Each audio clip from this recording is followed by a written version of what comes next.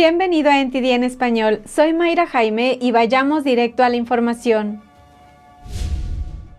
El perito especial que revisa los documentos de Mar-a-Lago tiene un nuevo plan después que le impidieron ver los materiales marcados como clasificados. El gobernador de Florida, Ron DeSantis, está tomando una serie de medidas para combatir la influencia de países preocupantes, en especial del Partido Comunista Chino. Tenemos las respuestas de importantes bancos estadounidenses luego de ser cuestionados sobre si retirarán sus inversiones de China si ésta invade Taiwán. Muchos ciudadanos rusos iniciaron un éxodo después que Putin llamara a los miembros de la reserva para luchar contra Ucrania.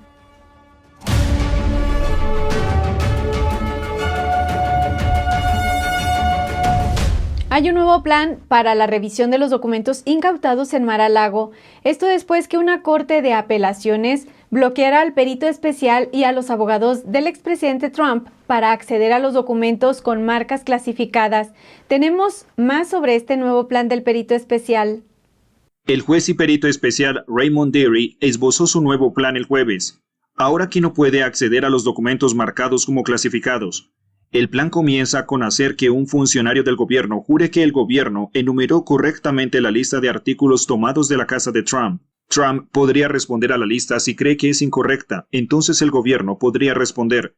Dearie dijo que es la última oportunidad de Trump para plantear cualquier disputa fáctica sobre la lista del inventario. Los abogados de Trump tienen hasta el próximo viernes para responder. Dearie también dijo que el gobierno podría tener que devolver algunos de los materiales incautados. Pero su plan no es un hecho. Trump y el Departamento de Justicia pueden ahora objetar componentes del plan.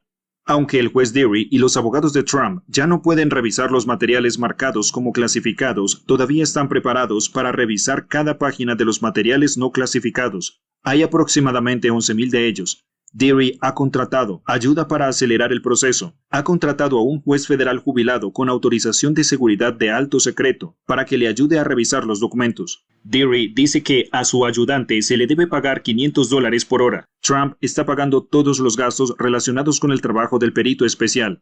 Mientras tanto, algunos de los principales senadores republicanos están en desacuerdo con el manejo de los documentos por parte de Trump.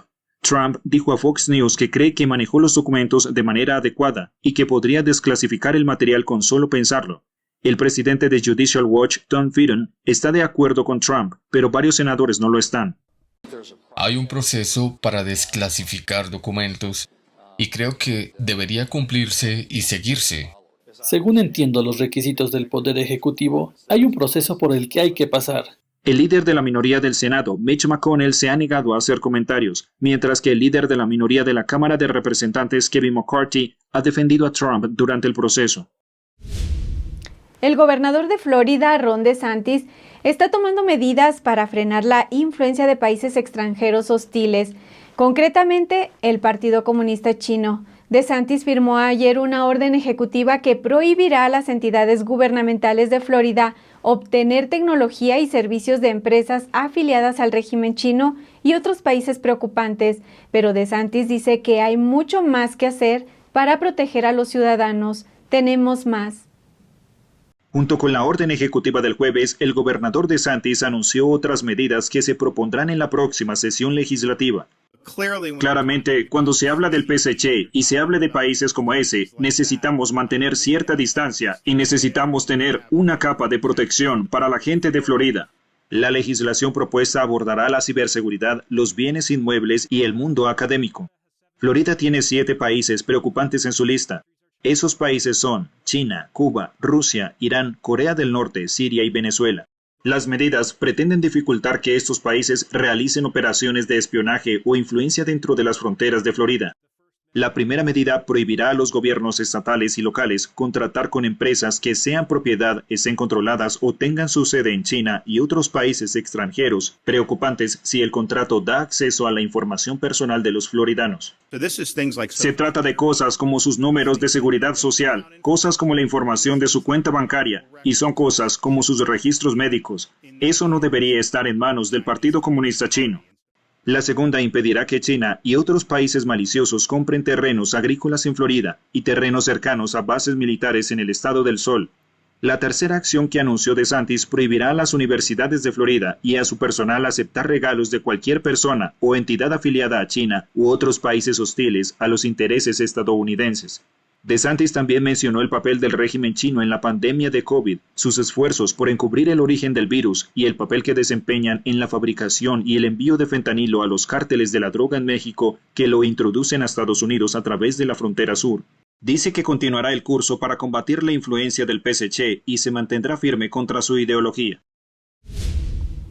Los grandes bancos retiraron sus inversiones de Rusia tras la invasión a Ucrania, así que ahora la pregunta es, ¿qué harán si China invade Taiwán? Los principales ejecutivos de los bancos fueron cuestionados en una audiencia en el Congreso. Iris Tao de NTD tiene información sobre sus respuestas. Los altos ejecutivos de los grandes bancos de Estados Unidos testificaron ante el Congreso, donde se les cuestionó sobre temas delicados como China. En caso de que el PSC cumpla su amenaza de invadir a Taiwán, ¿están sus bancos preparados para retirar sus inversiones de China? Seguiremos la dirección del gobierno, que ha sido durante décadas trabajar con China. Si cambian esa orientación, la cambiaremos inmediatamente, como lo hicimos en Rusia.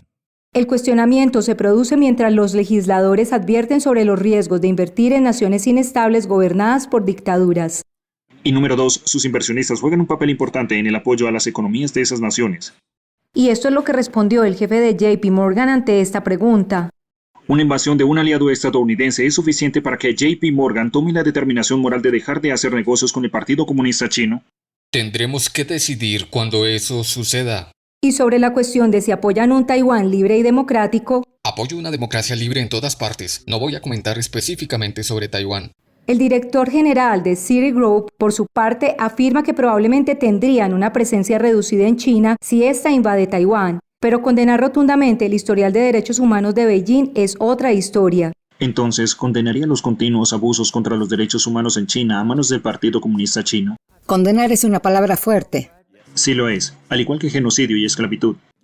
Sí, ciertamente estamos muy angustiados por lo que está pasando y no queremos que se produzcan abusos de derechos humanos en ningún lugar del mundo.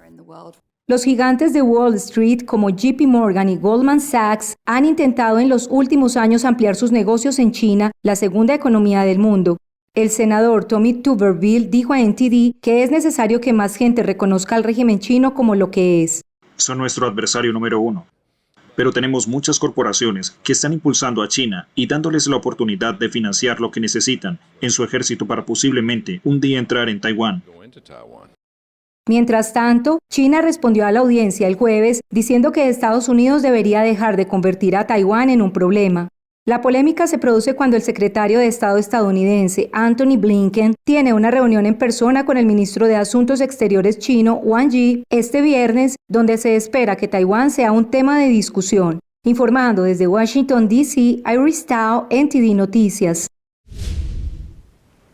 Ahora vamos a un breve corte y regresando le tendremos información sobre un teniente católico que está demandando para detener su despido luego que se negó a recibir la vacuna. Regresamos.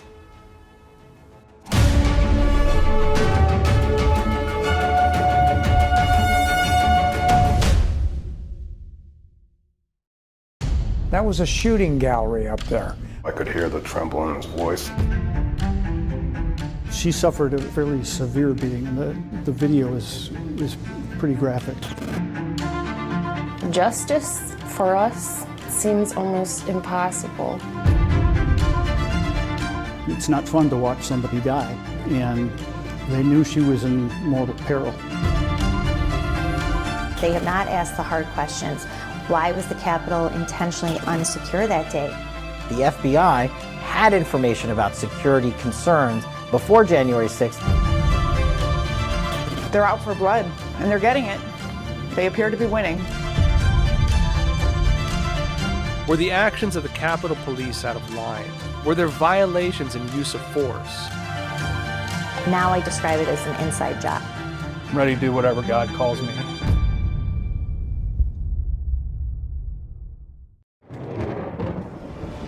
Los expertos dicen que lo que pasa en China termina pasando en el resto del mundo. Pero ¿qué pasa en China realmente? Pocos se animan a contarlo. Censura y ocultamiento. persecución de creencias, vigilancia extrema y crédito social. Mírelo antes en China en Foco y entérese de primera mano de noticias que le gustaría saber antes que nadie. Mírenos en YouTube y en Epoch TV del Epoch Times en español, de lunes a viernes a las 7 de la tarde, hora del este.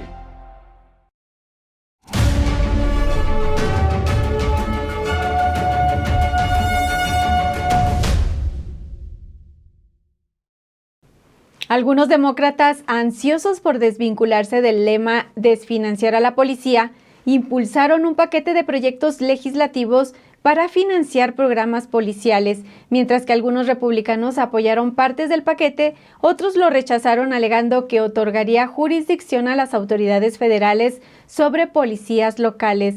Melina Weisskopf-Dentity tiene los detalles. Esta legislación de reforma policial es un paquete de proyectos de ley. Uno de ellos tiene como objetivo financiar a pequeñas agencias policiales y otro crea un nuevo programa de subvención para capacitar y distribuir a profesionales de la salud mental para responder ante emergencias que involucren a personas con problemas de comportamiento. Pero para que los departamentos puedan acceder a esta nueva subvención hay una trampa. La Ley de Justicia de Salud Mental de 2022 dice que el gobierno federal administrará el programa en colaboración con el Departamento de Justicia. Capacitación de intervención y desescalada, capacitación de salud pública y trabajo social. Todos estarán administrados por el cada vez más corrupto y politizado Departamento de Justicia. Esta financiación expandirá la burocracia federal innecesariamente. Se apoderará de la responsabilidad del gobierno local. La mayoría de los republicanos votaron en contra y todos los demócratas votaron a favor. Otros dos proyectos de ley en el paquete proporcionan subvenciones, uno para la intervención de la violencia, el otro para ayudar a detener el crimen violento. Colegas, únanse a nosotros para respaldar a la policía. 30 republicanos se unieron a la demócrata de Florida para aprobar su proyecto de ley. Otro proyecto de ley para financiar a la policía, la ley de invertir para proteger, obtuvo un apoyo abrumador de ambos bandos. 153 republicanos se unieron a los demócratas con votos a favor, aunque 9 demócratas denominados progresistas se opusieron. Hemos visto el crimen en todo nuestro país, en un momento en que es más difícil que nunca contratar y retener a policías. Esto proporcionaría subvención a los departamentos de policía con menos de 200 oficiales para ayudarlos a reclutar más policías, comprar nuevos equipos y más. Pero aunque hubo un considerable apoyo republicano para el proyecto de ley de financiación policial, algunos miembros del Partido Republicano dicen que el momento es conveniente. A poco más de un mes de las elecciones, los demócratas de la Cámara quieren fingir que apoyan a las fuerzas del orden. La ley de invertir para proteger es la que tiene más posibilidades de aprobarse, teniendo en cuenta el abrumador apoyo de los republicanos en la Cámara. El gobierno de Biden está examinando de cerca las posibilidades de emitir una moneda digital del Banco Central. Esto indica un informe de la Casa Blanca. Según un informe técnico elaborado por la Oficina de la Casa Blanca para Políticas de Ciencia y Tecnología, se están analizando los riesgos y beneficios de una moneda digital del Banco Central o CBDC. El informe dice que un sistema de este tipo debería integrarse sin problemas con las formas tradicionales del dólar estadounidense, mejorar los sistemas de pagos existentes, garantizar el intercambio de información a nivel mundial, avanzar en la inclusión financiera y la equidad, proteger la seguridad nacional, proveer la posibilidad de ejercer los derechos humanos y alinearse con los valores democráticos y ambientales, incluyendo la protección de la privacidad. También dice que la moneda digital debe utilizarse para administrar las prestaciones sociales, ajustarse a las prioridades medioambientales y evitar el uso del dólar digital de modo que viole los derechos civiles o humanos. El informe no especifica si la moneda digital necesitaría un tercero para que los pagos se realicen entre un emisor y un receptor. De ser así, iría en contra de la descentralización, uno de los principios básicos y las ventajas de la adopción de criptomonedas. Según las recomendaciones, el sistema de moneda digital del Banco Central estaría gestionado por un conjunto de entidades de confianza, una red de participantes en el sistema o una combinación de ambos. Sin embargo, un sistema de moneda digital de un banco central sigue planteando problemas de privacidad. Alondra Nelson, jefa de la oficina de la Casa Blanca para Políticas de Ciencia y Tecnología, dijo la semana pasada que una moneda digital del Banco Central estadounidense también podría implicar una serie de riesgos, ya que podría afectar a todo desde la estabilidad del sistema financiero hasta la protección de datos sensibles. En marzo, 3 senadores republicanos presentaron un proyecto de ley para prohibir que la Reserva Federal emita directamente una moneda digital de Banco Central a particulares. Advierten de que podría terminar utilizándose como herramienta de vigilancia financiera. El senador Ted Cruz dijo, este proyecto de ley avanza mucho en asegurar que el gran gobierno no intente centralizar y controlar las criptodivisas, así éstas pueden seguir prosperando en Estados Unidos. Ahora hablemos sobre las vacunas a los militares. Un teniente católico de la Guardia Costera se enfrenta a una baja involuntaria porque se negó a recibir la vacuna contra COVID-19. Presentó una demanda para detener su despido alegando que solo quiere servir. Desde que era un niño, el teniente Alaric Stone está involucrado con la Iglesia Católica. Fui monaguillo cuando era joven y estuve muy implicado, tanto en la secundaria como también después en la academia de la Guardia Costera, ofreciéndome como voluntario para cualquier puesto que pudiera. Cuando se alistó en la Guardia Costera fue por el deseo de servir a su país. Servir en el ejército de Estados Unidos era algo que sabía que quería hacer desde que era muy joven. Como dije, parte de mi inspiración para esto la obtuve de mi fe y también parte por mi familia, que tiene una larga tradición de servicio. Nunca esperó que un día pusieran su fe a prueba y tuviera que demandar a la Guardia Costera para seguir prestando servicio. Stone es el principal demandante en una demanda colectiva presentada recientemente contra la Guardia Costera de Estados Unidos para impedir que le den de baja por ejercer sus creencias religiosas. Stone dice que todo comenzó cuando solicitó una exención religiosa de la vacuna COVID-19. Mi solicitud de exención fue muy minuciosa. Expuse tanto el razonamiento de mi pedido como la razón por la que creía que era razonable que hiciera dicha solicitud. Pero su solicitud fue denegada. Cuando le respondieron, ¿sintió que su solicitud había recibido una atención personalizada como lo requiere su política? No sentí que mi solicitud de adaptación recibiera atención individual, y parte de eso se debió al contenido de la denegación. Dijo que el memorando de denegación que recibió citaba algunas preocupaciones generalizadas sobre la preparación de la misión. NTD se puso en contacto con la Guardia Costera de Estados Unidos y preguntó cómo maneja las solicitudes de exención religiosa. No recibimos respuesta antes de la hora de esta emisión. En mayo de 2022, el senador Ted Cruz preguntó al almirante Linda Fagan, el miembro de más alto rango de la Guardia Costera, por qué solo se habían concedido 4 de las 1.100 solicitudes de exención religiosa, y ella respondió: Tenemos un proceso que considera cada solicitud según sus méritos. No tengo los detalles específicos de cada uno de los casos, pero si no había motivos para las solicitudes, no se aprobaron. El inspector general del Departamento de Defensa dijo en un memorando de junio de 2022 que había una tendencia de hacer evaluaciones generalizadas que violaba la ley federal y las políticas del Departamento de Defensa y del Servicio Militar. A pesar de la denegación, Stone sigue yendo a trabajar todos los días. Dice que no recibe la formación que necesita para hacer su mejor trabajo, pero que no lo disuade de servir. Sigo queriendo servir y ser lo más útil posible para los otros hombres y mujeres con los que sirvo. Vamos a un breve corte, pero antes quiero aprovechar para recordarle que se suscriba a nuestro canal de NTD en español y active la campanita para recibir notificaciones.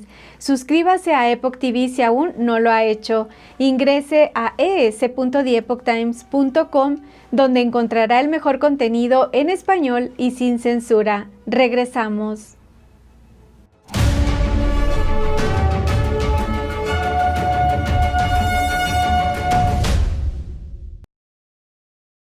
Creo que informarse de verdad es más que solo conocer los hechos, es investigar, es buscar la verdad para ser libre.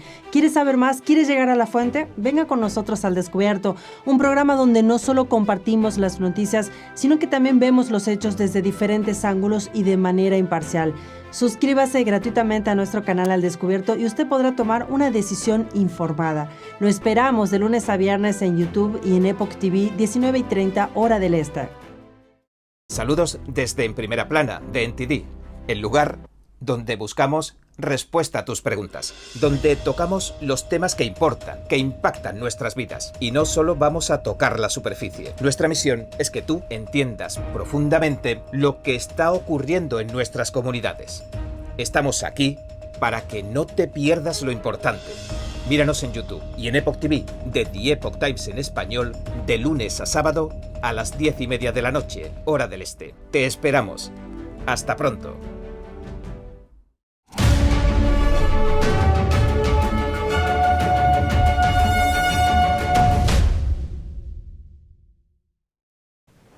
Ahora demos un vistazo al conflicto entre Rusia y Ucrania. La guerra golpea a las puertas de los rusos y crece el miedo por el plan de movilización de Putin. Los países fronterizos con Rusia están informando de un fuerte aumento de cruces fronterizos. Le traemos los detalles. Se observa un éxodo a través de las fronteras de Rusia. Las redes sociales están llenas de imágenes de interminables filas de vehículos esperando por salir. Los funcionarios fronterizos de Finlandia informaron que casi 5.000 personas cruzaron su frontera el miércoles, mientras los rusos se agolpan buscando salidas. En toda Rusia crece la alarma por el llamado de las reservas para luchar en Ucrania. Más de 1.300 personas fueron detenidas en las protestas contra la guerra. Y en un giro cruel, algunos recibieron documentos de aislamiento mientras estaban detenidos. Las imágenes de miembros de la reserva, como estos que suben a un transporte militar en el lejano oriente ruso, demuestra que muchos están respondiendo al llamado a las armas. Las familias se despiden con emoción antes de que sus hombres, al parecer algunos de mediana edad, sean trasladados en autobús.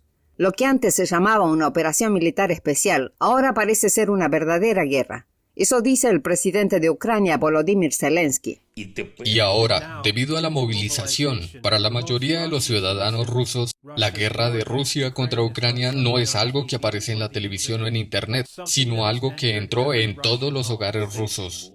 El ministro de Asuntos Exteriores de Rusia, Sergei Lavrov, compareció desafiante ayer ante el Consejo de Seguridad de la ONU. Defendió el historial de Moscú y acusó a Kiev y a sus aliados occidentales de amenazar a su país antes de marcharse. Las encuestas realizadas en Rusia sugieren un amplio respaldo interno de la intervención de Moscú en Ucrania. Pero el reclutamiento masivo que pretende alistar a 300.000 soldados puede ser una jugada arriesgada para Putin después de muchas promesas incumplidas y una serie de fracasos en el campo de batalla. Mientras tanto, 4 zonas de Ucrania controladas por Rusia y por fuerzas pro-Moscú votan hoy si quieren formar parte de Rusia. Occidente denuncia repetidamente estos referendos como ilegítimos y precursores de una adhesión ilegal. Al incorporar las 4 zonas a Rusia, Moscú podría justificar como necesaria la escalada militar para defender su territorio. La crisis migratoria en la frontera sur volvió a sonar las alarmas luego que un reciente artículo de Breitbart News afirmara que el régimen de Maduro estaría enviando criminales a Estados Unidos a través de la frontera. Hablamos con un exmilitar venezolano quien alerta sobre otra posible estrategia de la dictadura venezolana para infiltrar Estados Unidos. Un informe de inteligencia del Departamento de Seguridad Nacional, al que habría tenido acceso Breitbart News, alertó a la patrulla fronteriza que el régimen de Venezuela estaría enviando a criminales para ingresar a Estados Unidos desde la frontera sur.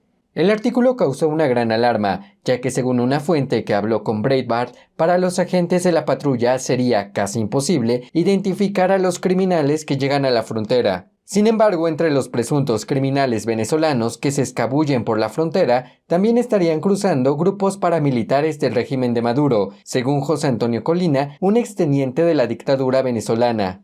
De estos venezolanos que están ingresando, hay una cantidad que pertenecen pues o han sido funcionarios de la policía política, o han sido funcionarios de la Dirección de Contrainteligencia Militar, o han formado parte de los grupos paramilitares del régimen en Venezuela, con estos grupos colectivos armados. Y en las últimas semanas, pues el régimen de Maduro ha dejado en libertad a algunas personas que han estado señaladas o acusadas de delitos en Venezuela, solamente con la condición de que una vez que sean dejados en libertad, pues se vengan hacia territorio norteamericano. De acuerdo con Colina, el régimen estaría usando esta táctica para desestabilizar a la comunidad venezolana que ya vive en Estados Unidos, quienes han estado liderando la lucha contra la dictadura de Venezuela. El exilio venezolano que está radicado acá en los Estados Unidos es el que yo diría que le ha hecho mayor daño a Maduro a lo largo de toda esta situación. Es el que más daño le ha hecho a la dictadura castrochavista que impera en Venezuela, porque aquí los exiliados que han llegado se han organizado, han denunciado la violación a los derechos humanos del régimen de Maduro y de Chávez, han denunciado los nexos de oficiales con el narcotráfico, han denunciado básicamente la presencia de la guerrilla colombiana y de narcotraficantes en territorio venezolano. Entonces, una forma de desestabilizar ese trabajo es obligar a que los que se encuentren aquí ahora tengan que protegerse de gente que viene llegando. Según el presidente de BEPEX, ahora Maduro está aprovechando la desorganización que hay respecto a la inmigración venezolana en Estados Unidos para infiltrar estos elementos en el país. El exiliado venezolano lleva semanas alertando a las autoridades estadounidenses sobre la llegada de estos grupos de inmigrantes e instó a que el gobierno americano haga frente a esto. Si aquí las autoridades no toman una acción inmediata, es muy posible que ante que el sistema detecte estos individuos puedan cometer sus fechorías, puedan atentar en contra de personas que hacen vida en el exilio y de esta manera pues causar un revuelo, porque al final del día, si uno viene huyendo por persecución política o viene gente huyendo por persecución política y aquí te vas a encontrar o tienes que convivir o tienes que protegerte de los que en el pasado te hicieron daño, eso es una situación bastante difícil, es una situación bastante riesgosa. En solo el mes de agosto, la patrulla fronteriza arrestó a más de 55,000 inmigrantes provenientes de Venezuela, Cuba y Nicaragua. Esto representa un aumento del 175% en comparación a agosto de 2021. Y esto es todo por hoy. Gracias por acompañarnos. Los esperamos en nuestra emisión nocturna y la cita es a las 10 de la noche, hora del este por epochtv.com/ES, la plataforma gratuita del Epoch Times en español. Que tengan una excelente tarde.